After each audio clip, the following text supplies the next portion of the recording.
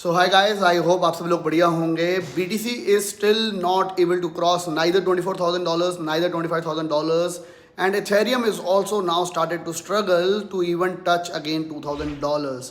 But because of the merge news, we might even have an opportunity जहाँ पे हमारे को ईथर को शॉर्ट करने का मौका मिले। मैंने बहुत लोगों से बात करी, काफ़ी लोग ईथर को शॉर्ट करने का प्लान कर रहे हैं कि near the merge everyone is expecting कि ईथर नीचे गिर सकता है और there can be a real good opportunity to short.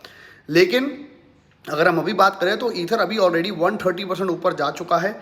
कब तक उसकी न्यूज़ का इम्पैक्ट रहेगा, दैट नो वन नोज। किस लेवल तक वो उसको लेके जा पाएगा, no one knows.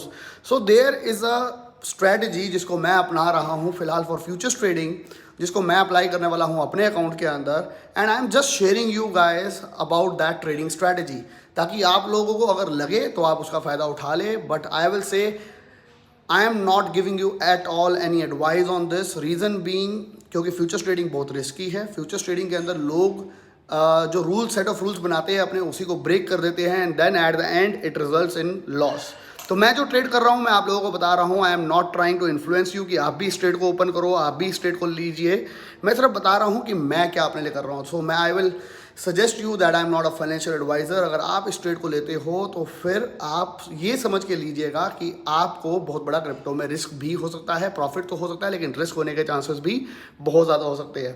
There is an opportunity जो कि मैं इसमें देख रहा हूँ इस ट्रेड के अंदर, जो कि मैं आपको शेयर करूँगा कंप्यूटर स्क्रीन के ऊपर जाके कि मैं कैसे ईथर का शॉर्ट फिलहाल लेने वाला हूँ, so that my risk ratio goes very low and the reward ratio becomes really really high.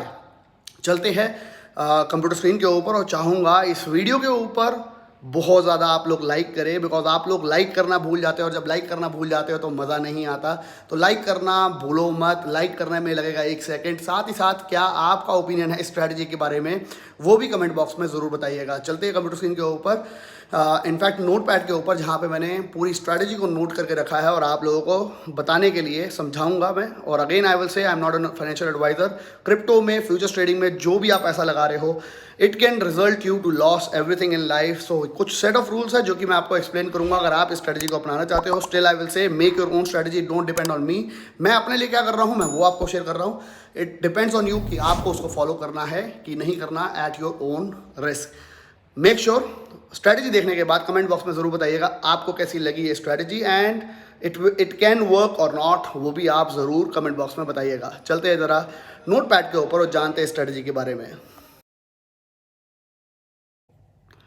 So guys, rule number 1 जो कि मैंने अक्सर देखा है जिसको लोग फॉलो नहीं करते, वो है कि रूल बनाते हैं अपने लिए, ट्रेडिंग स्ट्रेटजी बनाते हैं, एक ट्रेड में एंटर करते हैं और एट द एंड जैसे ही वो ट्रेड लॉस पे जाता है, we start to close over trade, ये देख के कि यार ये तो ट्रेड लॉस पे जा रहा है, मैं दोबारा री एंट्री ले लूँगा, इस ट्रेड को क्लोज कर देते हैं और एट द एंड अपनी स्ट्रैटेजी को ही वो खुद ही फेल कर देते हैं। और एट द एंड देखा जाता है कि वो जो स्ट्रैटेजी को उन्होंने क्लोज किया वो स्ट्रैटेजी एक्जैक्टली वैसे ही फॉलो हुई, लेकिन बिकॉज उनको लॉस दिखाई दिया उन्होंने उसको क्लोज कर दिया और एट द एंड अगेन वो ट्रेड जो था वो उनके पॉजिटिव फेवर में आ गया, लेकिन उनका ट्रेड क्लोज हो गया तो उनको लॉस हो चुका है।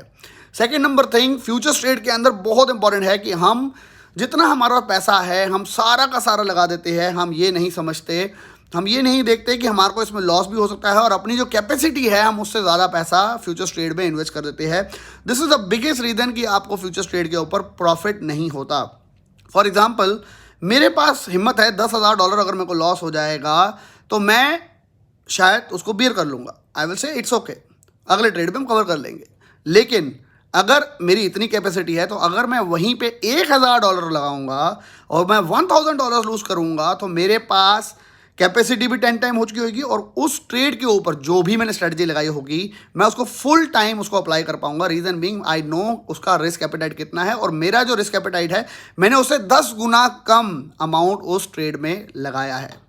Third number very important thing is futures trade is equal to very high risk, लेकिन उसका रिस्क हम कम कर सकते हैं लेवरेज को कम लेके, लेकिन still we can go into losses rather than just making profit. So people, लोगों का यहाँ पे सोचना है फ्यूचर्स ट्रेड में एक ट्रेड भी गलत गया यानी कि बेकार ट्रेड हो गया, 10 में से अगर 4 ट्रेड गलत गए तो बेकार ट्रेड हो गया। तो आई विल से यू नो, अगर आप 10 में से 4 ट्रेड भी जीत रहे हो आपके फिर भी winning chances of making profit can be more, यानी कि 6 ट्रेड लॉस में गए 4 अच्छे गए तब भी आप एक अच्छा प्रॉफिट क्रिप्टो में फ्यूचर्स ट्रेड के अंदर बना सकते हो। थोड़ी सी इंपॉर्टेंट ये चीज़ें थी जो कि आपको बताना चाहता था। रीज़न उसका यही है कि आप लोग फ्यूचर्स ट्रेड को थोड़ा सा अगर सीरियसली समझो तो फ्यूचर्स ट्रेड में पैसा बहुत है जब बियर मार्केट होती है स्पेसिफिकली तब, क्योंकि बियर मार्केट के अंदर ईजिली पैसा प्रॉफिट बन जाता है। आप सोचिए कि $5,000 के करीब ईथर गया था, 5,000 के आसपास, या BTC $69,000 के आसपास गया था। हमने सब ने एग्जिट किया $59,000 पे BTC को। अगर हमने उस रेंज के आसपास BTC को शॉर्ट किया होता सिर्फ 2x 3x लेवरेज के ऊपर, how much money we could have made over there. मैं 69 की बात नहीं कर रहा, मैं बात कर रहा हूँ 59,000 जहाँ पे हमने एग्जिट किया था। कितना पैसा बन सकता था, अनबिलीवेबल अमाउंट, अगर हमने सिर्फ 3x 4x लेवरेज ली होती। अब चलते हैं जरा नोट पैड के ऊपर और जानते हैं क्या मैं आपको समझाना चाहता हूँ, कौन सी स्ट्रेटजी है जिसको मैं यूज़ कर रहा हूँ। And again I will say I am not tempting you to get into this strategy. मैं सिर्फ अपने लिए बता रहा हूँ, ये मैं कर रहा हूँ, मैं अपनी वही चीज़ें बताता हूँ आप लोगों को जो मैं अपने लिए कर रहा हूँ। शायद आप लोगों को वो हेल्प करे तो आप अपनी स्ट्रेटजी को ट्वीक कर सकते हो, but at the end of course risk and profit दोनों आपका है। इन स्ट्रैटेजीज के ऊपर जो मैंने आपको टिप्स दी है उसको ज़रूर पहले यूज़ करिएगा। देखते हैं ईथर का शॉट हम कैसे बेस्ट तरीके से बना सकते हैं जहाँ पे जो लॉसेस है उसके चांस काफ़ी कम हो जाते हैं। सी गाइस, मैंने यहाँ पे ईथर का शॉर्ट करने के प्लान जो किया उसके अंदर बेसिकली ईथर $2,000 $20 तक गया है, हम सब लोगों को पता है। अब यहाँ पे मैंने ईथर को, अगर जो मैं शॉर्ट कर रहा हूँ उसको मैंने 4 अमाउंट के अंदर डिवाइड कर दिया। फॉर एग्जांपल मेरे पास $10,000 है और मैंने कहा कि मैं $1,000 का अगर ट्रेड लूँगा तो मेरे को इस स्ट्रैटेजी में कोई फेल नहीं कर पाएगा, बिकॉज मेरे को पता है मैं अगर हारूंगा तो सिर्फ $1,000 हारूंगा, तो तब भी मेरे पास $9,000 स्पेयर होंगे। तो मैं इस स्ट्रैटेजी के अंदर सिर्फ 10% जो अमाउंट लगाना चाहता हूँ उसको यूज़ कर रहा हूँ। नाउ मैं 10% को भी डिवाइड कर रहा हूँ 4 पार्ट्स के अंदर। अब मैंने इस स्ट्रैटेजी को जो अप्लाई किया है, टोटल यूज़ किया है $800 ओनली। आप अगर करना चाहो तो कर सकते हो $80, आप करना चाहो तो इसी को कर सकते हो $40, इसी को करना चाहो तो आप कर सकते हो 100K as well. It is all dependent on your appetite and risk appetite, कैसे आप ट्रेडिंग करना चाहते हो।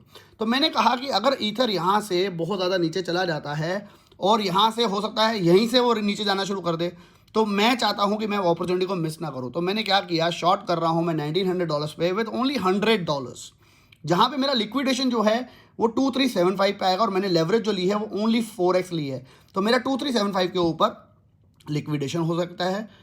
अब उसके बाद जैसे ही अगर ईथर अगेंस्ट मेरे चला गया पोजीशन के, और अगर चला गया $2,100, तो मैं अगेन उसी पोजीशन को $100 से दोबारा शॉर्ट कर दूंगा।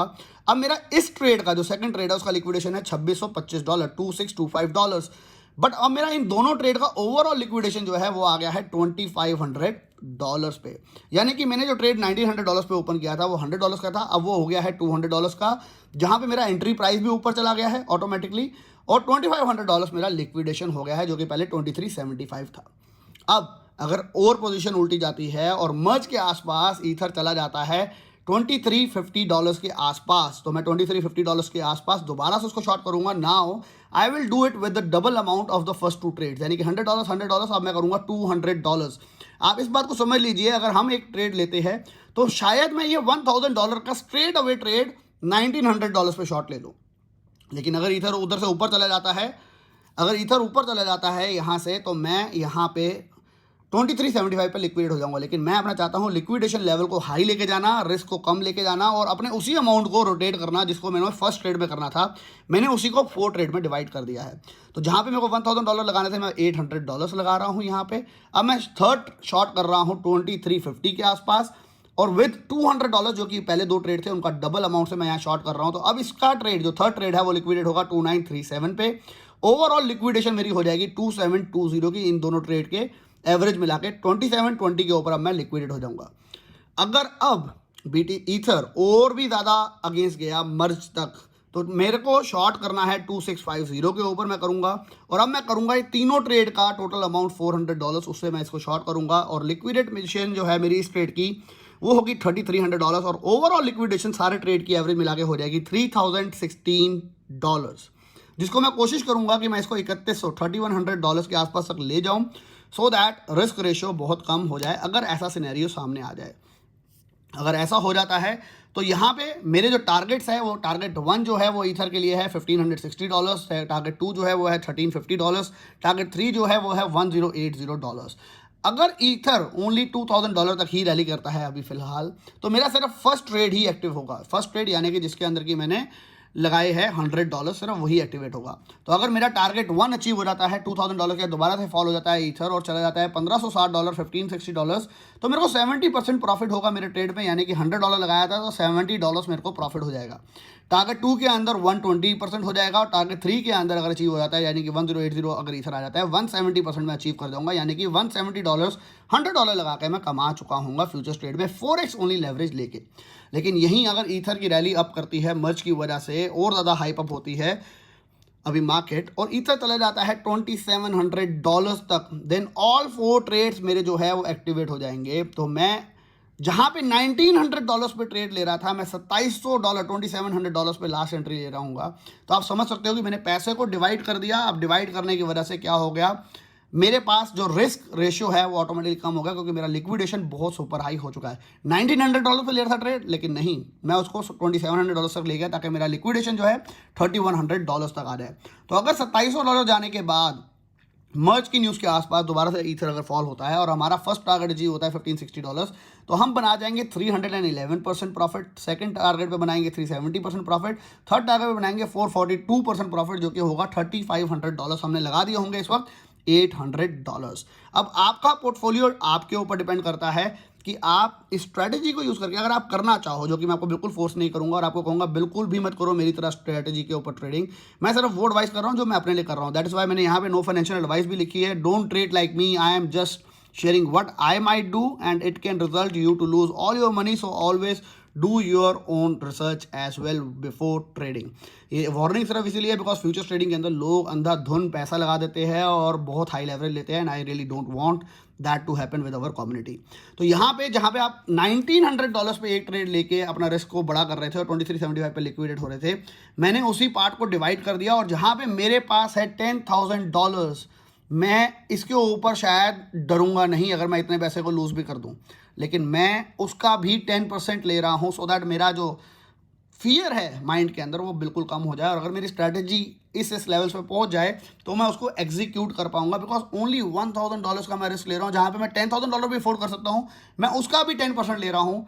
तो मेरे को रिस्क बहुत कम लगेगा और मेरी स्ट्रैटेजी को एग्जीक्यूट करने के लिए मैंने स्ट्रैटेजी बनाई है मैं उसको कंप्लीट करूँगा। तो eight the and I might even get liquidated, but इतने छोटे अमाउंट के हो मैंने इतने सारे डिवाइड कर दिया अमाउंट्स के अंदर।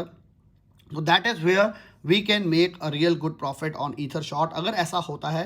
बिकॉज अभी फिलहाल जो मार्केट है वो सिर्फ और सिर्फ ईथर मर्ज की न्यूज़ की वजह से काफ़ी हद तक बड़ी है, बट आई रियली डाउट कि मार्केट के अंदर अभी वॉल्यूम फिलहाल नहीं है। We need very very good news only, तभी मार्केट अच्छा और ऊपर जा पाएगी। और शायद वितालिक की न्यूज़ भी कोई आ जाए आने वाले टाइम के अंदर, जिसकी वजह से दोबारा से ईथर अपना $1900 $2000 लेवल $21,100 के लेवल्स पे दोबारा पहुंच जाए। तो let us see what happens. Video को लाइक करना मत भूलना एंड रियली होप कि ये स्ट्रेटजी आप लोगों को फ्यूचर ट्रेड थोड़ा सा आपके लिए इजी कर देगी। Because right now we have achieved 130% profit on ether already, and if it retrace back हमारे पास बहुत अच्छी अपॉर्चुनिटी हो सकती है ये प्रॉफिट कमाने की। तो ये प्रॉफिट मिस ना करने के लिए मैंने इस स्ट्रैटेजी को फिलहाल मैं अपने लिए यूज़ कर रहा हूँ। यू यूज़ इट और नॉट, और you tweak it in your way, that is all up to you guys. I will again say it is not a financial advice, just an advice so that you guys can expertise in strategies जहाँ पे आपका risk factor कम हो जाए, liquidation दूर चला जाए और आपके प्रॉफिट चांसेस बढ़ जाए। मिलेंगे नेक्स्ट वीडियो में, till then bye bye, take care, have fun and make sure video को लाइक करना मत भूलिएगा।